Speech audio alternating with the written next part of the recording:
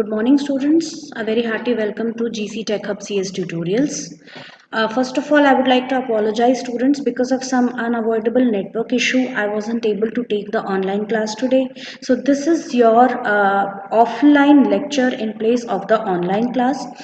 As I have noticed that many students don't join the class even after rescheduling it. Hence, I am uploading this lecture so that you can watch it in a self-paced manner. So students, today in this class, we are going to discuss about network protocols.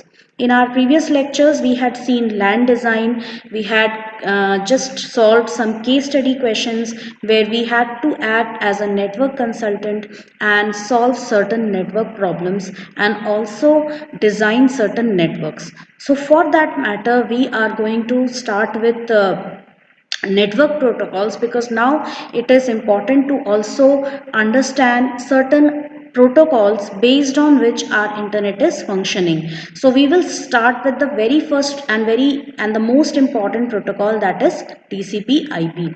Although I have already given you a small insight into TCP/IP before, but now we are going to actually see what is TCP/IP.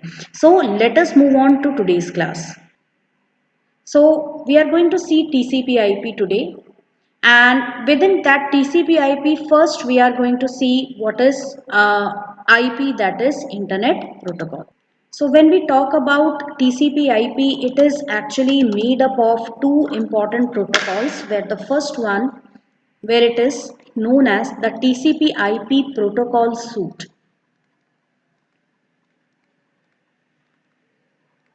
So within this, you have two different protocols. One is the IP, that is Internet Protocol,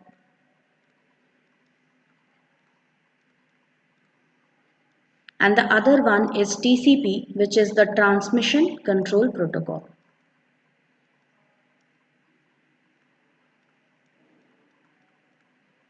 So what is the work of the Internet Protocol and the Transmission Control Protocol? Why these two are used together as a group, we are going to discuss now. So Internet Protocol or the Internetworking Protocol is the transmission mechanism used by the TCP/IP protocols. It is an unreliable and connectionless protocol, a best effort delivery service. That is its task. The task of IP is just to pick up the packets from the source computer and drop it at the destination computer. So that is the only task of IP. It doesn't guarantee that it would definitely reach the packets to the destination, because in between, if the packets collide with some other packets of some other message, or if the packets get lost in transit, or if the bits inside the packet they get corrupted, IP doesn't take its responsibility. It only gives us a best effort delivery service, just picking up the packets from the source and dropping them at the destination. That's the only task of IP. Hence, it is unreliable and connectionless protocol. So, talking about unreliable, because of this unreliability only we are using TCP. So, the term best effort means that IP provides no error checking or tracking. So, there is no error checking provided by IP, no tracking of the packets, no acknowledgement sent, and no error detection and correction. IP assumes the unreliability of the underlying layers and does its best to get a transmission through to its destination, but with no guarantees. Now, because our internet works based on some certain layers of a protocol. Layers are actually the various parts or modules of a protocol which are followed for the smooth functioning of the internet, that is for delivering packets from the delivering the message in the form of packets from the source to the destination. So I'll not get into the details of this layered technology, but I'm only going to just concentrate on it does its best to get a transmission through to its destination, but with no guarantees. IP transports data in packets called datagrams. So packets in IP are known as packets carried by the IP are known as datagrams. which each of which is transported separately. Yes, of course, we know that during the course of its journey from the source to the destination, the packets or datagrams will take up different routes to reach the destination, and these different routes actually they pass through a series of connected network devices and computers, which are collectively known as nodes. So it is these nodes which form this internetwork, and because of which these datagrams follow different paths to reach their destination. Datagrams can travel along different routes and can arrive out of sequence or be duplicated. That is, yes, they can follow different routes, they can arrive out of sequence, that is, in the destination the third packet could reach first, then the second, then the fifth one, then the fourth one. So this way data packets, they reach their destination. So here what is to be done, they have to be rearranged, which is not done by IP. So it has no facility for reordering datagrams once they arrive at their destination. So here comes the transmission control protocol, that is TCP, which adds reliability to the network, and it also does all sorts of error detection and correction. It also reassembles the packets at the destination. So we will see which all are the different facilities provided by TCP. So it provides full transport layer services to applications. Yes, TCP provides transport layer service, that is, transport layer is one of the layers or modules of the famous OSI model. Although this OSI model is beyond the scope of the syllabus here, so I am not going into its detail. All we should know that it helps in the transmission of packets from the source computer to the destination computer, and not only that, but TCP also ensures that there is a process to process delivery of packets. Now what is process to process? We had seen that at the lowest levels, first of all, there is a hop to hop delivery. Hop to hop delivery means that all data packets, they have to pass through many intermediate nodes. So a node to node delivery, that is one data packet being transmitted from one node to the other node, then again from that node to the other node. This is known as hop to hop delivery, which is taken care of at the lower levels of the model of the protocol. And the higher, and as we climb higher, when we come to the network layer, there it is we can say a source to destination delivery, that is, from the source computer to the destination computer the delivery takes place, but this is only system to system delivery, or computer to computer, or node to node delivery, from one system to other system delivery. And there is also the last stage, that is process to process delivery, that is delivering the data packets to the appropriate process on the destination computer. If an email has been sent, so email has to be received by an email client only. If any Word document has been sent, it has to be opened in any word processor document only. So that is known as what? Process to process delivery, which is done by transmission control protocol. So it provides full transport layer services to applications because it works at the transport layer, and which is the top layer, not the topmost layer, but almost it is towards the top, and which works very close to the various applications which are installed on your computer. TCP is a reliable stream transport protocol. Yes, it adds reliability to our network. The term stream in this context means connection oriented.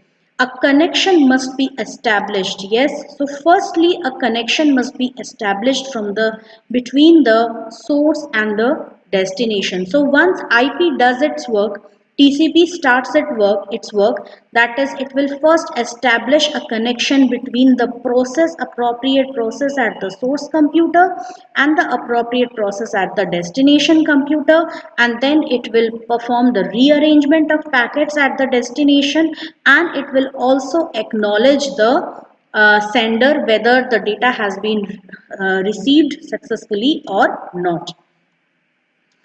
So a connection must be established between both ends of a transmission before either can transmit data. So a temporary connection has to be established between the source system and the destination system. At the sending end of each transmission, TCP divides a stream of data into smaller units called segments. So this division of the data, it is done by your TCP, and each segment includes a sequence number for reordering after receipt, that is all the segments into which we are dividing a message, they need to be numbered, they need to have a segment number or a sequence number just to specify that they belong to a specific message, and this is the order in which they should be rearranged at the destination. So this division is done by TCP. Then furthermore, the sequencing is also done by the TCP. At the receiving end, again TCP collects all the data crumbs and rearranges them into the proper order.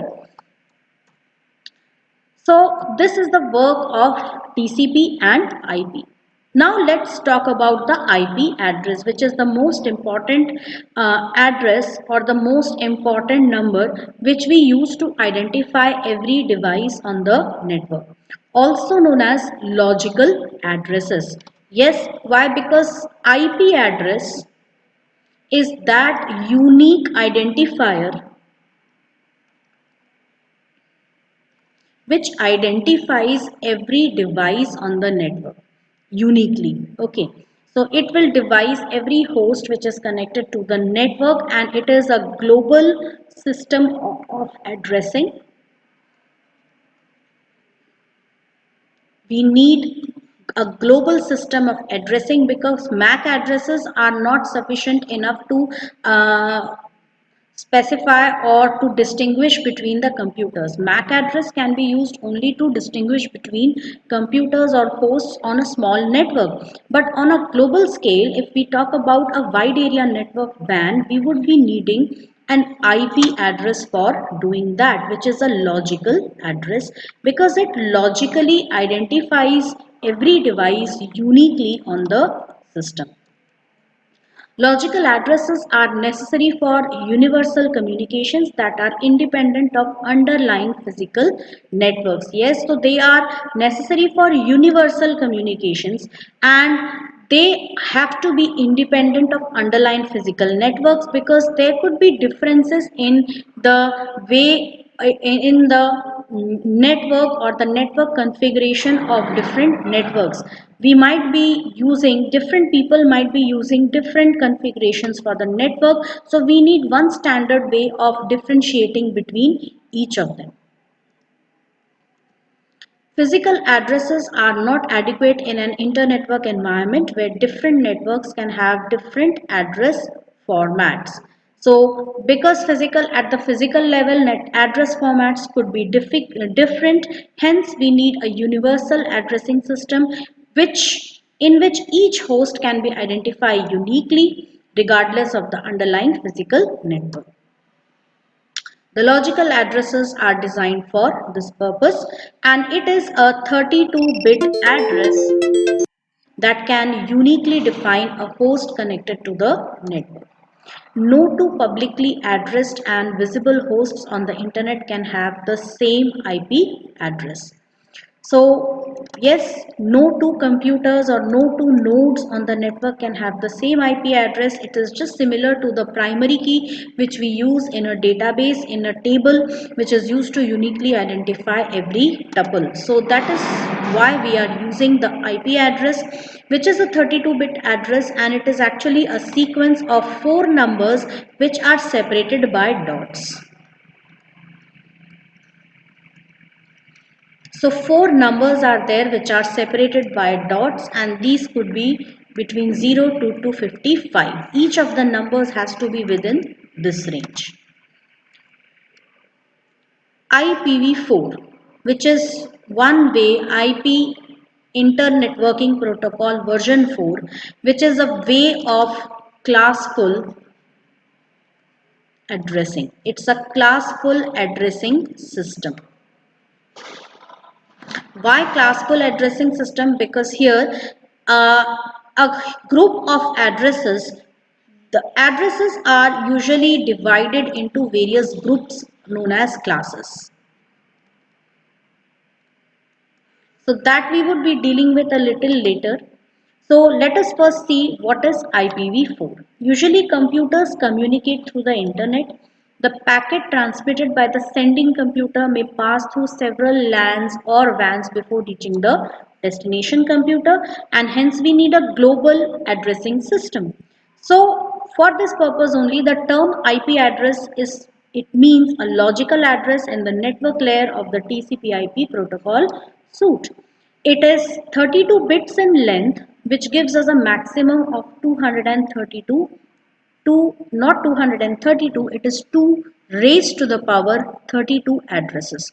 Please make a note, because we know that a bit can be either 0 or 1. That is, we can have at most 2 bits. So 2 raised to the power 32 will give us around how many combinations? 2 raised to the power 32 different combinations of addresses, which is actually a huge number. So thus addresses are referred to as IPv4, that is IP version 4 addresses, or simply IP addresses if there is no confusion. By using some strategies, an address may be assigned to a device for a time period and then taken away and assigned to another device, which is also known as dynamic IP address. So we have dynamic IP addresses also, and we have static IP addresses also. So dynamic means that every time you switch on your computer and log on to the internet, a different IP address shall be allocated to you. And we can even see that. So I'll just show the network specifications on my computer. So for this we need to just press the run button. I'll just switch on the glass brick application so I can just magnify the screen and explain it to you. So we'll be switching on, we'll be starting the run button. And here we will just type ncpa.cpl and press enter, and this will open the network window, that is network connections window. And here you can easily see that we am connected right now to a Wi-Fi access point, because right now I'm using a laptop, and we have an Ethernet connection, Bluetooth network connection. So if you just need to check the IP address, you have to right click on your network connection, go to properties. This will give you a dialog box, that is Wi-Fi properties. So this will give me a dialog box, and you can see it over here. I would click on these properties, and then from here I will be clicking on Internet Protocol version 4, and here you can see this very easily that we have two options. One is obtain an IP address automatically, use the following IP address. That is, you can use an address which will remain as it is. Every time you switch on your computer, that same IP address will be assigned to your computer, or every time you switch on your computer, a different IP address will be assigned to your computer. So that is what is known as IP address. So you can use a dynamic IP address also, a static IP address also, and sometimes also a static IP address is also provided by your ISP if you want a dedicated internet connection, dedicated high speed internet connection. So for that purpose you need to pay some money also to the ISP for using its services. Address space. A protocol such as IPv4 that defines addresses has an address space. An address space is the total number of addresses used by the protocol. Yes, so depending upon the number of combinations, the number of bits which you can use to specify one single address, we can raise it to the power of 2 and we can get as many addresses as the number gives us. So if a protocol uses n bits to define an address, the address space becomes 2 raised to the power n, because I already said that we have 2 bits 0 or 1, and because if you raise it to the power, if you raise 2 to the power of n, you will get 2 to the power n different addresses. That is, you can have 2 raised to the power n addresses. You can allocate addresses to 2 raised to the power n different computers. Now IPv4 uses 32-bit addresses, which means that the address space is 2 raised to the power 32, or it is more than 4 billion. Okay, so this means that theoretically, if there were no restrictions, more than 4 billion devices could be connected to the internet. So this is a catch restrictions. This is why, because these addresses, these above this 4 billion plus addresses, these 4 billion plus addresses have been divided into various groups, also known as classes, to be used by different types of internet users or network users. So that is the reason why the number of computers are less, the number of hosts which can use these addresses are less. But if had there been no restrictions, then more than 4 billion devices could be connected to the internet. Actual number is much less because of the restrictions imposed on the addresses. So there are two prevalent notations to show an IPv4 address. One is the binary notation and one is the dotted decimal notation. So in binary notation, the IPv4 address is displayed as 32 bits. Each octet is often referred to as a byte. So it is common to hear that it is a 4-byte address. So let's see, this is an example. You can see there are 4 octets. Why? Because every number, every binary number, it's a combination of 4 binary digits. This is one octet, second, third, and the fourth octet. So this is octet 1, this is octet 2, this is octet 3, this is octet 4, and hence we have 4 different octets. So this is the first octet, second octet, third and fourth octet. To make IPv4 addresses more compact and easier to read, internet addresses are usually written in the decimal form in this way. This is known as the dotted decimal notation. That is, every number, every binary number is converted into its decimal equivalent. So if I just convert this binary number into the decimal number using the binary to decimal conversion, I will get these numbers. And you can see these numbers are separated by dots. Note that because each byte is 8 bits, each number in dotted decimal notation is a value ranging from 0 to 255. So each of these numbers ranges from 0 to 255. So that is how internet IP protocol, that IP addresses are presented by.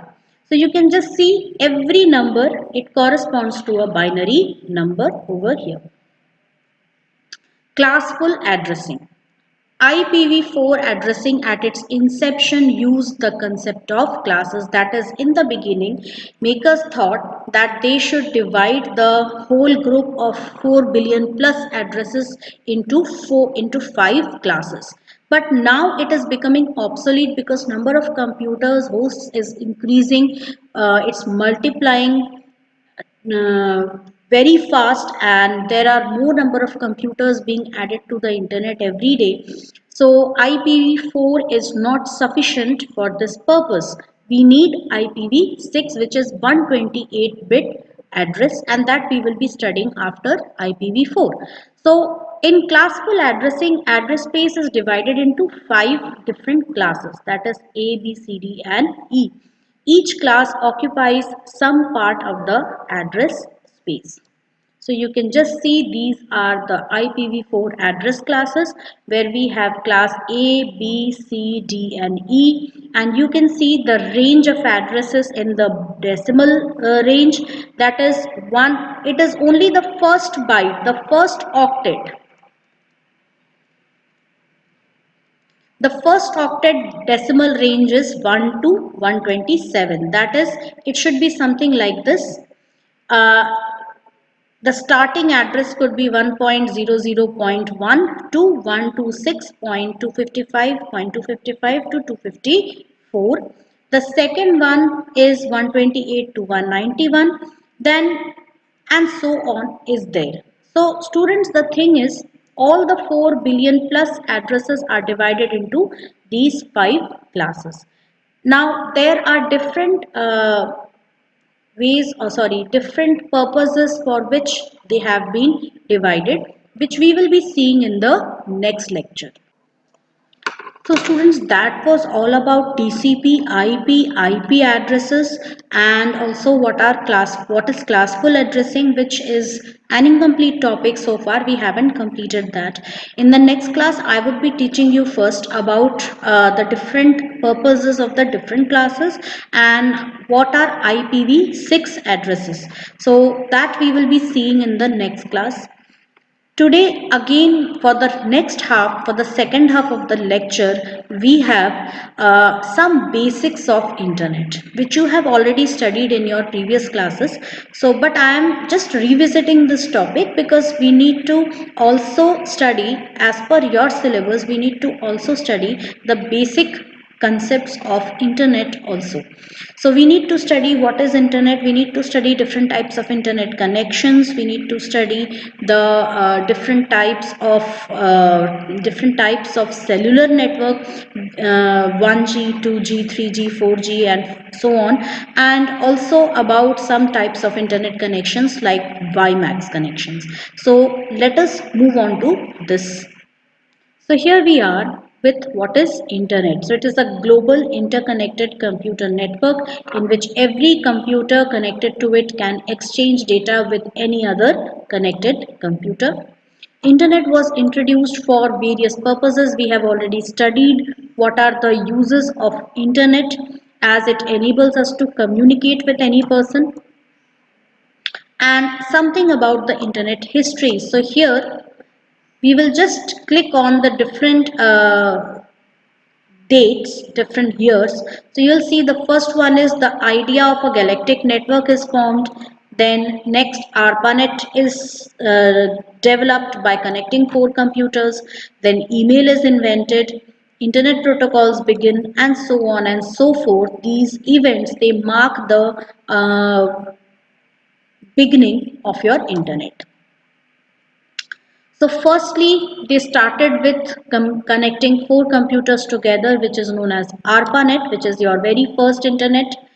Because, and a little bit about the history is also given. JCR Licklider was the person behind this, and he first proposed the development of a global network of computers, and the same year he moved to DARPA, which is defense. He was actually a person who was involved in the development of ARPANET, and he just started with this project, which is also known as DARPANET, because it was a part of the Department of Defense USA. So that group of people, they started a small agency known as Defense Advanced Research Project Agency. So they developed ARPANET, and this was based on packet switching, and it was in the beginning only developed as a means of communication for US military services.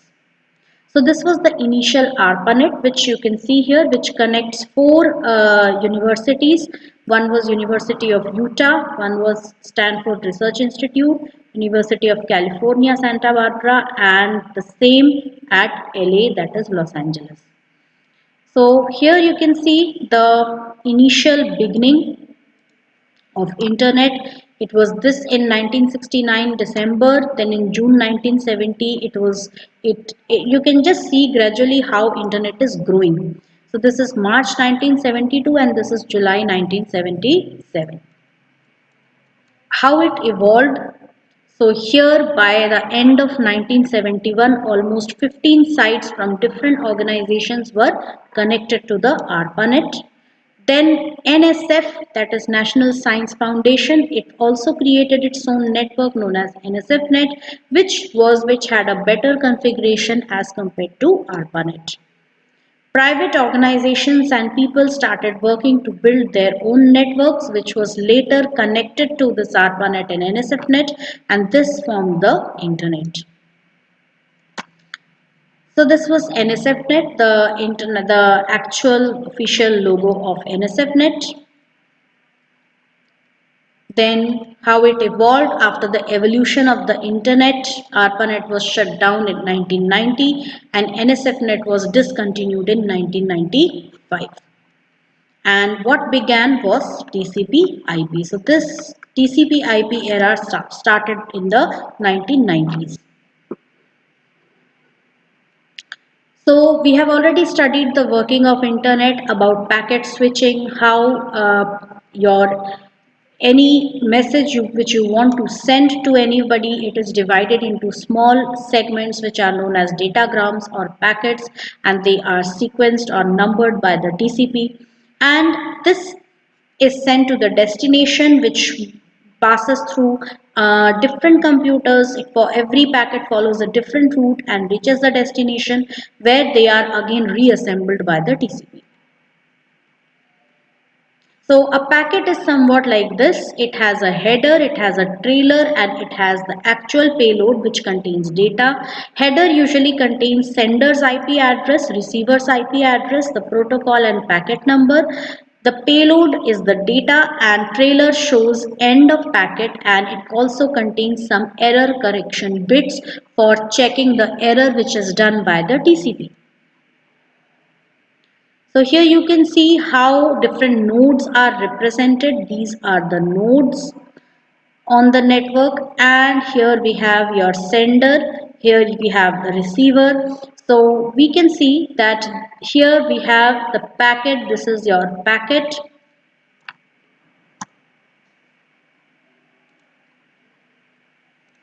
So this is your packet which you can see over here, and this is the header of the packet, and the packet moves. Each of these packets, you can see that how a message is divided into packets, and packets follow different routes to reach their destination.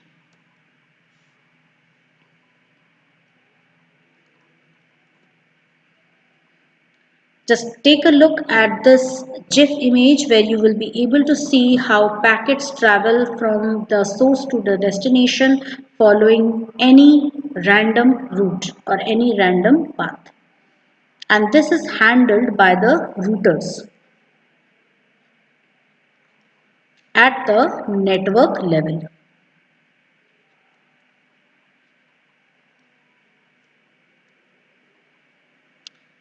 Now you can see the TCP IP. So this is how a packet travels. You can just see over here. This is the source computer. This is the destination computer.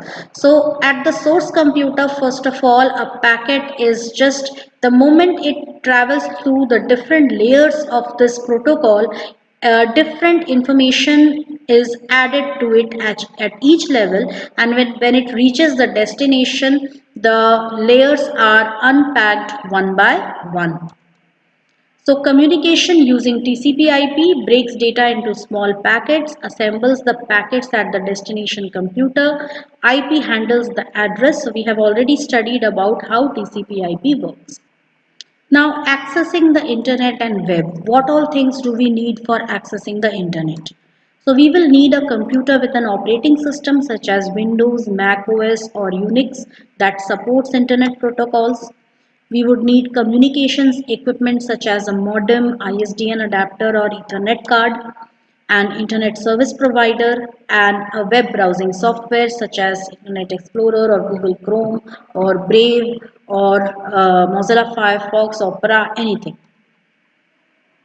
Now, internet connection is usually provided by internet service providers. They have their servers and they provide internet connection through it. Actually, they have a gate, they are the gateways to the wider internet, and these are usually the gateways for home enterprise computers, which we have already seen in the previous class. So they are connected to other servers, that is through WAN, through wide area network, and people can also create websites and host them on their servers by purchasing domain space. Servers also store email messages for connected users. Some popular ISPs, you are already familiar about them. So these are some of the popular ISPs, a few of them. There are countless ISPs which are operational in different cities, and they would provide you different lucrative offers and internet plans for maximum throughput, that is maximum services in economical cost. Now modem we have studied, it is actually the short for modulator demodulator. Normally our computers are the systems which work on digital signals, and because these digital signals have to pass through wires which carry data in the form of electrical signals, and electrical signals are in the form of sine waves, continuous sine waves. Hence we need something to convert the digital signals into these continuous sine waves, and that device is a modem, which we already know. So it enables sending a fax or any message from a computer to a fax machine or other computer. There are two types of modems, internal and external. So internal modem is usually our NIC, that is the network interface card, and external modem is usually the modem router, which is an external device which is connected via Ethernet cable to our computer, and this also enables the conversion of signals into continuous sine waves or analog signals or electromagnetic signals, which have to be carried through a transmission medium, and they also act as routers. So how a modem works? So you can see how a modem works over here. So a computer usually leads out, this is the basic layman idea about working of a modem. The computer generates digital signals which are converted into analog signals, as you can see over here. They move through PSTN, that is the public switched telephone network, that is our telephone network cables, and it reaches the other computer via a modem. And this is the general installation at home, which is done, the general rearrangement of devices at home, where we have a computer. The computer is connected through Ethernet cable to the modem, and then again we use Ethernet cable to connect this modem with the splitter, which is actually connected to a phone wall jack, and that is usually connected to our DSLAM, that is your DSL access multiplexer. So DSLAM is actually, you can say that it is actually connected to the ISP's server. Now let us see some types of internet connections which we can use. We have dial-up connection, integrated services, digital network, ISDN, DSL, digital subscriber line broadband, cable service, and satellite service. So here we also have wireless service Wi-Fi and WiMAX. So these two are obsolete connections because they are not used much, as they have very less speeds. Dial-up provides us maximum speeds up to 56 kbps only, and ISDN provides us max 128 kbps.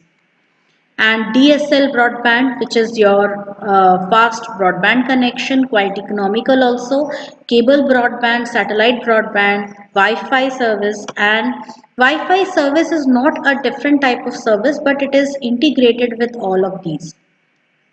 That is, if you have opted for a DSL broadband, you can easily go for either a Wi-Fi modem, which will provide a wireless service, which will provide you with the service of facility of connecting all your wireless devices with it. And if you don't have a Wi-Fi modem, then you should have a small cable wired modem through which you can connect a few devices to it. So it is available through DSL also, cable also, satellite service also. So students, in the next class, we are going to discuss about all these types of connections. But first, we will be taking up the class full addressing and some more details about IPv4 address classes, and we will discuss IPv6 also. And then in the second half of the class, I would be taking up all these short topics. So with this, we end today's class. Thank you.